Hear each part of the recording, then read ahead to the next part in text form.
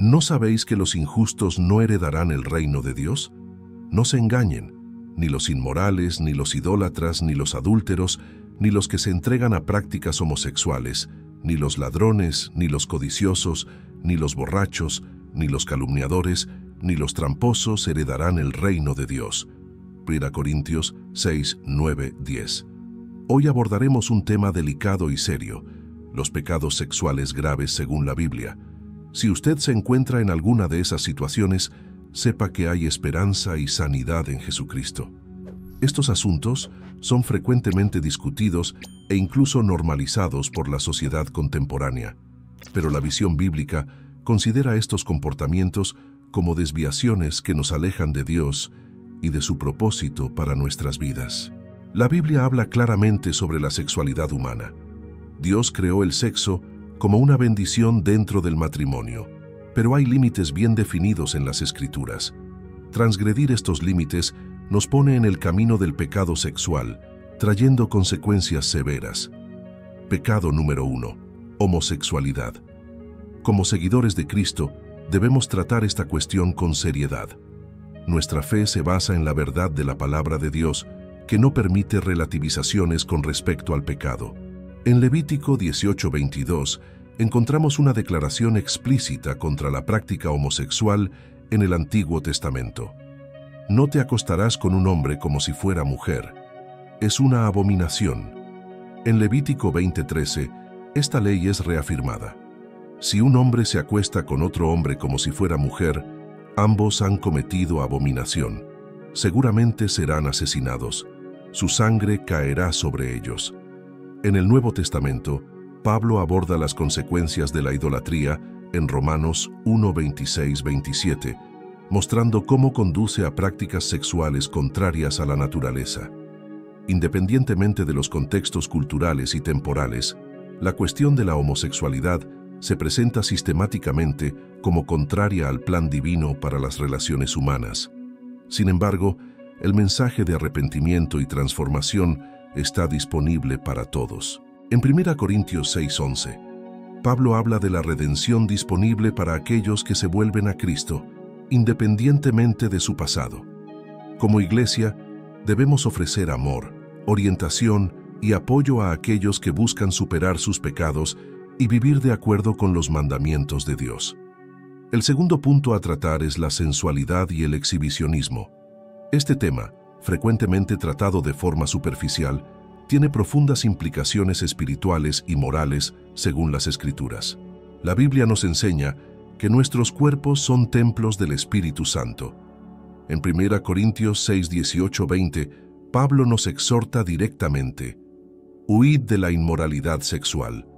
Todos los demás pecados que uno comete están fuera del cuerpo, pero el que peca sexualmente, peca contra su propio cuerpo. ¿No sabéis que vuestro cuerpo es templo del Espíritu Santo, que habita en vosotros y ha sido dado por Dios? Ustedes no son de sí mismos. Ustedes han sido comprados por un precio. Por lo tanto, glorifiquen a Dios con su cuerpo. Pablo destaca el valor que Dios atribuye a cada uno de nosotros. Nuestro cuerpo no es nuestra propiedad para hacer lo que queramos. Fue comprado por un precio, el sacrificio de Cristo. Jesús también nos advirtió sobre las consecuencias de llevar a otros al pecado. En Mateo 5:28, Jesús dijo: yo les digo que cualquiera que mira a una mujer con intención impura ya cometió adulterio con ella en su corazón. Vivimos en una cultura que celebra y alienta la exhibición del cuerpo de maneras provocativas. Los medios, la moda y las redes sociales están saturados de imágenes que desafían los principios bíblicos de modestia y pureza. Como cristianos, estamos llamados a ser diferentes y a vivir de manera que refleje los valores del reino de Dios, y no los del mundo. El exhibicionismo y la sensualidad no solo distorsionan la visión de Dios de la sexualidad humana, sino que también disminuyen el valor intrínseco de las personas, reduciéndolas a objetos de deseo. Esto es radicalmente opuesto a la enseñanza bíblica, que ve a cada persona como una creación valiosa de Dios, digna de respeto y amor. Por lo tanto, hermanos y hermanas, debemos reflexionar sobre cómo estamos presentando nuestros cuerpos al mundo. que nuestras vestimentas y nuestro comportamiento sean un reflejo de la santidad y pureza a la que Dios nos ha llamado. Recuerden que somos la luz del mundo y la sal de la tierra, llamados a hacer la diferencia y a glorificar a Dios en todo lo que hacemos, incluso en la manera como nos vestimos y nos comportamos. Que estemos siempre atentos y conscientes de que, a través de nuestras elecciones, podemos liderar por el ejemplo, mostrando al mundo la belleza y la dignidad de una vida vivida según los patrones divinos. Que podamos, día tras día, elegir vestirnos y actuar de manera que honre a Dios e inspire a otros a buscar la pureza en todas las áreas de sus vidas. El tercer punto a abordar es el adulterio. Este no es un asunto fácil de discutir, pero es necesario, pues las consecuencias de este pecado son profundamente destructivas, tanto espiritual como emocionalmente. Las Sagradas Escrituras nos ofrecen orientaciones claras y directas sobre este tema, y es nuestro deber como cristianos entender y seguir estas enseñanzas. En Proverbios 6:32 somos confrontados con la severidad de este acto. El que comete adulterio no tiene juicio. El que procede así se destruye a sí mismo.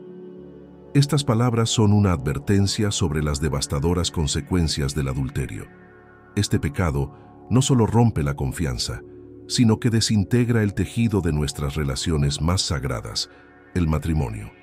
Jesús en su ministerio reforzó y amplió esta comprensión del adulterio, llevando la discusión más allá del acto físico. En Mateo 5:27-28, Él nos enseña: cualquiera que mira a una mujer con intención impura en su corazón, ya ha cometido adulterio con ella. Con estas palabras, Jesús eleva el estándar. No se trata solo de evitar el acto físico de infidelidad, sino de cultivar un corazón puro y un compromiso inquebrantable con el cónyuge. Esta enseñanza de Jesús nos muestra que el adulterio comienza mucho antes del acto físico. Comienza en el corazón y en la mente. Esto nos llama a una reflexión profunda sobre cómo estamos nutriendo nuestros pensamientos y emociones. ¿Estamos cultivando la fidelidad y el amor en nuestros matrimonios? ¿O estamos permitiendo que fantasías y deseos desordenados hagan espacio en nuestros corazones? La llamada de Cristo es para la integridad y la fidelidad completa, no solo en nuestros actos, sino en nuestros pensamientos e intenciones más íntimas. Él desea que nuestros matrimonios sean reflejos del compromiso y del amor sacrificial que Él tiene por la Iglesia, como se describe en Efesios 5:25. Por lo tanto, hermanos y hermanas, que podamos tomar en serio el mandamiento contra el adulterio, reconociéndolo no solo como una prohibición contra una acción, sino como una invitación para cultivar una relación profunda y amorosa con nuestro cónyuge.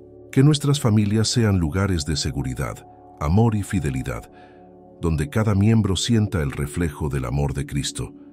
Que Dios nos ayude a ser fieles en todas las áreas de nuestras vidas, protegiendo nuestros corazones y matrimonios contra las tentaciones que puedan surgir. Y al afrontar desafíos y tentaciones, busquemos siempre la sabiduría y la fuerza que solo Él puede ofrecer. El cuarto punto a discutir es la fornicación. Este término, que puede parecer arcaico, se refiere simplemente a la participación en relaciones sexuales antes o fuera del matrimonio. Exploremos lo que dice la Biblia acerca de esto y por qué es tan importante para nosotros, como seguidores de Cristo, tomar en serio esta enseñanza. En 1 Corintios 7:2, Pablo nos da un consejo directo y práctico. Pero a causa de la inmoralidad, cada hombre tiene su propia esposa, y cada mujer tiene su propio marido. Este versículo es parte de un contexto más amplio, donde Pablo discute la importancia de la pureza sexual dentro de la comunidad cristiana. Él estaba respondiendo a una realidad donde la inmoralidad sexual era común y reafirma la necesidad de cada creyente de vivir de manera que honre a Dios con su cuerpo. El plan de Dios para la sexualidad humana es hermoso y sagrado. Desde el principio, en Génesis, vemos que Dios creó el sexo como una expresión de amor y unión entre un hombre y una mujer dentro del matrimonio. Es un regalo dado por Dios para fortalecer el vínculo matrimonial y para la procreación. Sin embargo, cuando el sexo se practica fuera de estos límites sagrados, deja de ser una bendición y se convierte en un medio de deshonrar el plan divino y el propio cuerpo, que es el templo del Espíritu Santo. En Hebreos 13:4 se nos recuerda que el lecho conyugal debe ser preservado puro, pues Dios juzgará a los adúlteros y a todos los que practican inmoralidad sexual. Esta es una clara advertencia de que Dios toma la pureza sexual muy en serio y espera que sus seguidores también la valoren. La fornicación, por lo tanto, no es solo un acto físico, sino un pecado contra Dios, que creó la sexualidad para ser vivida de manera santa y pura. Vivimos en una era en la que la tentación sexual es más accesible que nunca, ya sea a través de los medios de comunicación, Internet o las interacciones sociales desinhibidas. El desafío de mantener la pureza sexual es grande. Sin embargo, como cristianos, estamos llamados a ser luz en medio de las tinieblas. Esto significa elegir un camino diferente, un camino que honra a Dios y respeta su plan para nuestras vidas. Para aquellos que luchan con este pecado, quiero recordar que hay esperanza y redención en Jesucristo. La gracia de Dios es suficiente para cubrir todos los pecados, incluyendo la fornicación. A través del arrepentimiento sincero y la búsqueda de la santidad, podemos restaurar nuestra relación con Dios y vivir una vida verdaderamente bendecida. El quinto punto a abordar es la masturbación. Este es un asunto que genera muchas dudas y debates, pero es nuestro deber buscar orientación en las Escrituras para entender cómo Dios desea que vivamos en pureza y santidad, incluso en relación a nuestra sexualidad. En 1 Tesalonicenses 4:3-4, el apóstol Pablo nos da una guía clara.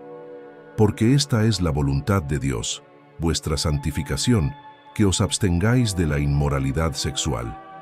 Cada uno de vosotros debe saber controlar su propio cuerpo con santidad y honor. Aunque la masturbación no se menciona específicamente en las Escrituras, el principio de controlar el propio cuerpo de una manera santificada y honorable es extremadamente relevante para esta discusión. La masturbación es a menudo vista como una práctica solitaria que puede conducir al uso egoísta del cuerpo. Como cristianos, estamos llamados a dedicar nuestros cuerpos a Dios y al servicio del reino, tratándolos como templos del Espíritu Santo, como Pablo escribe en 1 Corintios 6:19-20. ¿O no sabéis que vuestro cuerpo es templo del Espíritu Santo, que está en vosotros, que os fue dado por Dios? Ustedes no son de sí mismos, fueron comprados por precio. Por lo tanto, glorifiquen a Dios con su cuerpo. La práctica de la masturbación puede desafiar este llamado a la santificación por varias razones. En primer lugar, a menudo implica fantasías sexuales que pueden conducir a un estado de lujuria y deseo, en desacuerdo con las enseñanzas de Cristo sobre la pureza del pensamiento y la acción. Jesús nos advierte en Mateo 5:28 que incluso mirar a alguien con deseo ya es cometer adulterio en el corazón. Además, la masturbación puede crear un ciclo de dependencia que aísla al individuo, concentrando sus energías y deseos en la satisfacción personal, en lugar de promover relaciones sanas y santificadas, tanto con Dios como con los demás. Esto puede ser especialmente problemático cuando impide la formación de relaciones conyugales que Dios ha planeado para ser fuentes de amor, apoyo mutuo y crecimiento espiritual. Es importante recordar, sin embargo, que nuestro Dios es un Dios de gracia y misericordia. Si alguien lucha con ese o cualquier otro pecado, la gracia de Dios está disponible para traer perdón y sanidad. Juan nos recuerda en 1 Juan 1:9 que si confesamos nuestros pecados, Él es fiel y justo para perdonar nuestros pecados y limpiarnos de toda injusticia. Por lo tanto, hermanos y hermanas, que podamos buscar vivir de manera que glorifique a Dios con nuestros cuerpos, manteniendo nuestros pensamientos y acciones puros, conforme nos instruyen las Sagradas Escrituras. Que afrontemos esos desafíos no con juicio o vergüenza, sino con un corazón volcado hacia la sanidad, el amor y la redención que solo pueden ser encontrados en Cristo Jesús. El sexto punto en discusión es la prostitución. En 1 Corintios 6, 15, 16, el apóstol Pablo nos ofrece una perspectiva contundente y esclarecedora sobre este tema. ¿No saben que sus cuerpos son miembros de Cristo? Tomaré pues los miembros de Cristo y los haré miembros de una ramera. De ningún modo. ¿O no saben que lo que se une a una prostituta se convierte en un solo cuerpo con ella? Pues está escrito, los dos serán una sola carne. Pablo destaca que unir nuestro cuerpo, que es miembro de Cristo, a una prostituta es una grave deshonra al compromiso sagrado que tenemos con nuestro Señor. La prostitución es condenada en las Escrituras no solo por ser un pecado sexual, sino también por deshonrar el propio cuerpo, que, como Pablo insiste, debe ser un templo del Espíritu Santo. Además, la prostitución a menudo implica explotación y abuso, aspectos diametralmente opuestos al mandamiento cristiano de respetar y amar al prójimo como a nosotros mismos. Este pecado es a menudo representado en la Biblia como un símbolo de infidelidad espiritual. Los profetas del Antiguo Testamento, como Oseas y Jeremías, frecuentemente utilizan la imagen de la prostitución para describir el alejamiento de Israel de Dios, ilustrando cómo la infidelidad espiritual y física son vistas a los ojos de Dios. En Oseas, por ejemplo, el profeta mismo es instruido a casarse con una prostituta para simbolizar la relación de Dios con Israel, que a pesar de ser infiel, aún es objeto del amor redentor de Dios. Además de la condena espiritual, la prostitución trae profundas consecuencias psicológicas y sociales. Degrada a los involucrados y perpetúa ciclos de abuso y explotación. Es esencial que, como Iglesia, no solo condenemos este acto, sino que también actuemos como agentes de cambio, ofreciendo apoyo, cuidado y caminos de recuperación para aquellos involucrados en esta práctica. Como seguidores de Cristo, estamos llamados a buscar la justicia, amar la misericordia y caminar humildemente con nuestro Dios, como nos enseña Miqueas 6:8. Él te ha declarado, oh hombre, lo que es bueno, y que es lo que el Señor requiere de ti, sino que practiques la justicia y ames la misericordia, y andes humildemente con tu Dios. Eso significa trabajar activamente para erradicar las condiciones que llevan a la prostitución, como la pobreza, la falta de educación y la desigualdad, mientras ofrecemos misericordia y caminos de restauración a aquellos que fueron capturados por este ciclo de pecado y sufrimiento. El séptimo punto a discutir es el incesto.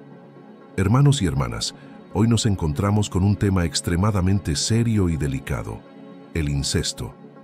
Esta práctica, claramente prohibida en las Escrituras, es una transgresión directa contra los mandamientos que Dios estableció para la protección y santidad de la familia. Exploremos las Sagradas Escrituras para entender la gravedad de este pecado y el claro posicionamiento de Dios sobre él. En Levítico 18:6, encontramos una directriz explícita de Dios para su pueblo. Nadie se acercará a ningún pariente cercano para descubrir su desnudez. Yo soy el Señor. Este capítulo continúa detallando varias relaciones familiares en las que las relaciones sexuales están absolutamente prohibidas. Estas leyes fueron dadas para establecer límites claros, protegiendo la integridad y la pureza de las relaciones familiares.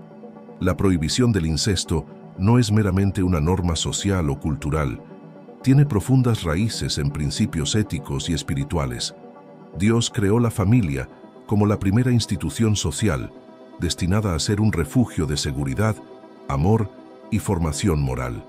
Cuando estos límites son violados, las consecuencias no son solo espirituales, sino también emocionales y físicas, a menudo resultando en traumas profundos y trastornos genéticos que pueden afectar generaciones.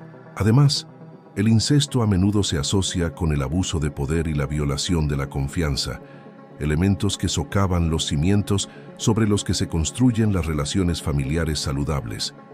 La Biblia nos llama a respetar y honrar a nuestros parientes, protegiendo la pureza de nuestras interacciones con ellos.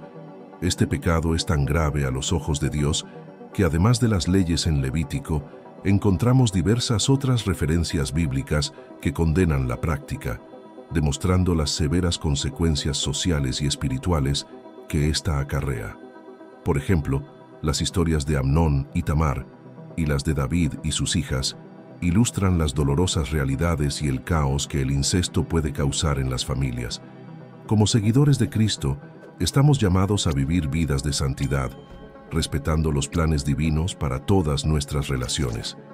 Debemos ser ejemplos de conducta recta, promoviendo un ambiente familiar que refleje el amor, el respeto y la pureza que Dios desea. Si alguien entre nosotros está luchando con heridas causadas por tales transgresiones, es esencial buscar ayuda y sanidad.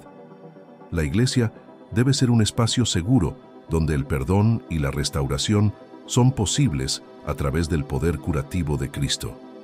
Para aquellos que puedan haber cometido tales actos, el arrepentimiento sincero y la búsqueda de redención son pasos necesarios en el camino para la restauración completa. Por tanto, hermanos y hermanas, que nuestro compromiso sea con la preservación de la santidad en nuestras familias, que podamos proteger nuestros hogares de las prácticas que deshonran a Dios y destruyen los fundamentos familiares. Que el Señor nos ayude a ser guardianes de la fe y del amor en todas nuestras relaciones. Al reflexionar sobre los diversos pecados que abordamos, desde la fornicación hasta el incesto, es esencial que reconozcamos una verdad fundamental. Todos estos comportamientos nos distancian de Dios y de la plenitud de vida que Él desea para nosotros. Sin embargo, el mensaje del Evangelio trae no solo advertencias, sino también una esperanza profunda y transformadora. Jesucristo, nuestro Señor y Salvador, vino al mundo precisamente porque somos defectuosos y pecadores, incapaces de reconciliarnos con Dios por nuestros propios méritos. Él vivió la vida que no podríamos vivir, murió la muerte que merecíamos morir y resucitó al tercer día, probando que ni siquiera la muerte podría detenerlo. A través de su muerte y resurrección, Jesús ofrece perdón, purificación y una nueva vida a todos los que se arrepienten y creen en Él.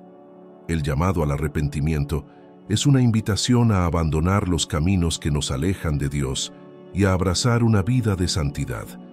En 1 Juan 1:9, se nos recuerda que si confesamos nuestros pecados, Él es fiel y justo para perdonar nuestros pecados y limpiarnos de toda injusticia. Esta es una promesa poderosa que nos asegura que, no importa cuán grave sea el pecado, el perdón está disponible a través de Cristo.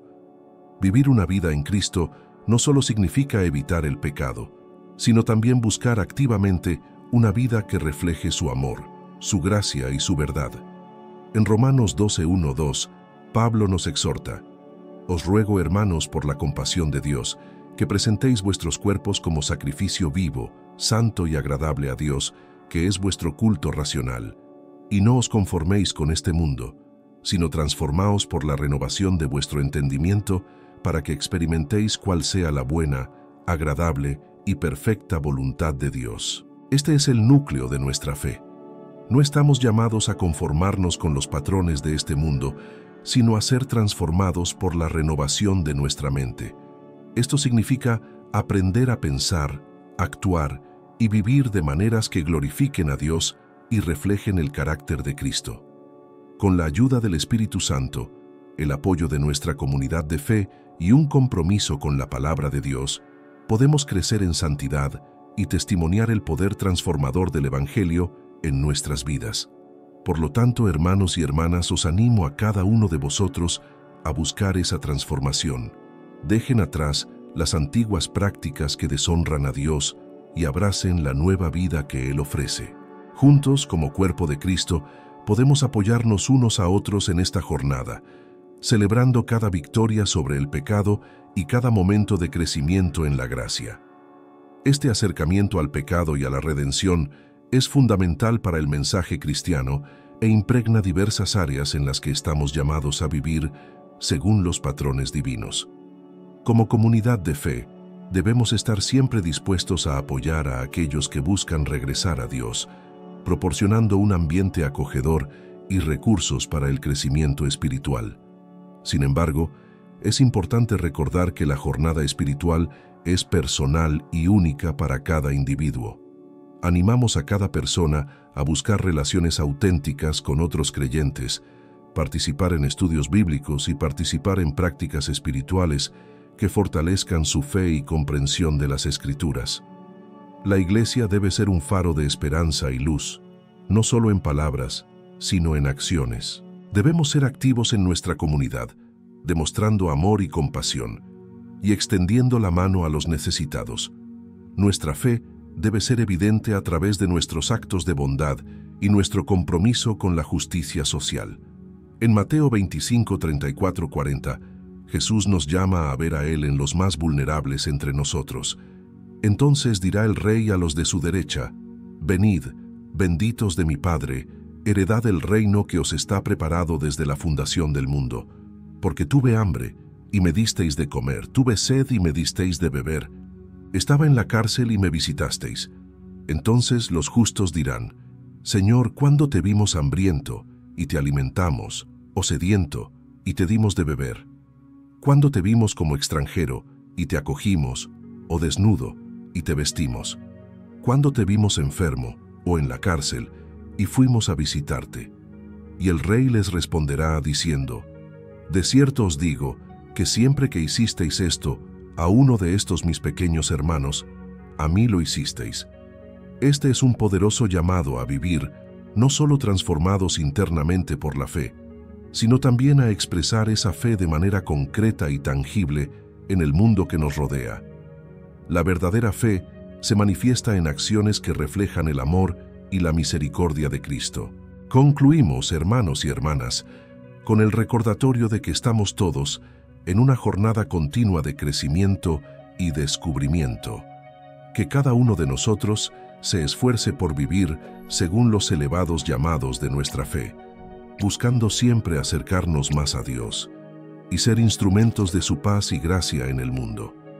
Que la gracia y la paz de nuestro Señor Jesucristo estén con todos ustedes mientras caminamos juntos en esta jornada de fe, esperanza y amor. Amén.